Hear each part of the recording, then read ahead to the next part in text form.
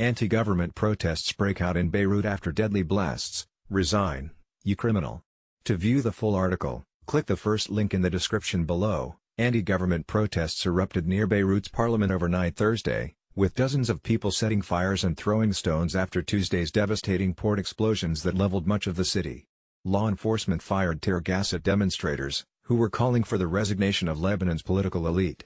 While investigators focus on port officials, many Lebanese put the blame for the blasts that killed at least 137 people and wounded thousands squarely on the political elite and the corruption and mismanagement that, even before the disaster, had pushed Lebanon to the brink of economic collapse.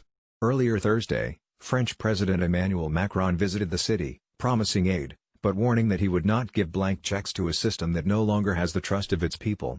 In a striking scene, Macron, whose country was once Lebanon's colonial ruler, called on citizens to create a new political order. New political order. As Macron walked through one of the worst-hit neighborhoods, Gemmayzeh, a crowd gathered around him, shouting their anger and chanting, "Revolution! And the people want to bring down the regime." Slogans used at mass protests last year. The French leader told them he would propose a new political pact when he met the Lebanese government later, then added, "I will be back on the 1st of September, and if they can't do it, I will keep my responsibility toward you." He also promised that French aid would be given out with transparency and will not go into the hands of corruption. One woman shouted at Macron, "You are sitting with warlords. They have been manipulating us for the past year."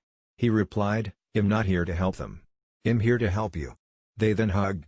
Notably, none of Lebanon's top politicians have toured residential areas damaged by the blast, though President Michel Aoun and others did visit the port.